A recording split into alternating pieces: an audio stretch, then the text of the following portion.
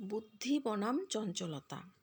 এক বিশাল বনের এক কোণে ছিল একটি চমৎকার নীলমণি ফলের গাছ। সেই গাছে বাস করত চপল নামের এক চটপটে কাঠবিড়ালি।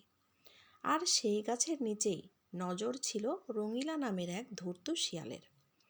রঙিলা শিয়াল মনে মনে ভাবত, এই কাঠবিড়ালিটা প্রতিদিন এত মিষ্টি মিষ্টি ফল খায়, ওর মাংস নিশ্চয়ই খুব সুস্বাদু হবে। কিন্তু ও তো গাছ থেকে নামেই না। একদিন শিয়াল গাছের নিচে গিয়ে খুব মন খারাপ করে বসে রইল।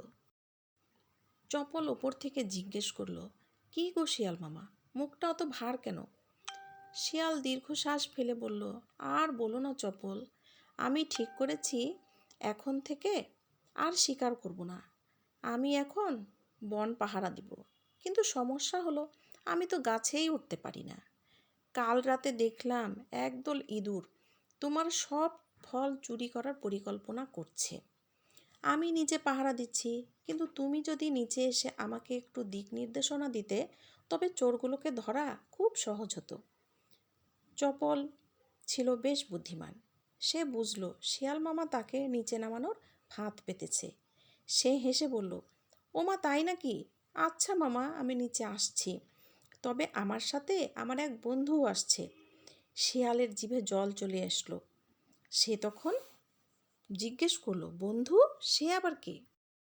চপল ওপরের ডাল থেকে দূরের দিকে তাকিয়ে বলল, ওই যে দেখো, বনের ওপার থেকে বাঘা নামের সেই শিকারী কুকুরটা আসছে। ও আমার খুব ভালো বন্ধু। ও এলে আমরা তিনজন মিলে চোর ধরব। শিকারী কুকুরের নাম শুনে শিয়াল তো ভীষণ ভয় পেয়ে গেল।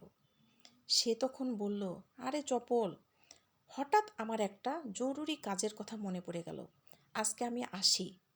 এ কথা বলেই শিয়াল লেজ গুটিয়ে দৌড় দিল। গল্পের শিক্ষণীয় বিষয় কি জানো? বিপদের সময় ভয় না পেয়ে বুদ্ধি খাটালে বড় বড় বিপদ থেকে রক্ষা পাওয়া যায়। তো বন্ধুরা, আমার চ্যানেলটিকে সাবস্ক্রাইব করে দিও নতুন নতুন গল্প শোনার জন্য। আজকে পর্যন্ত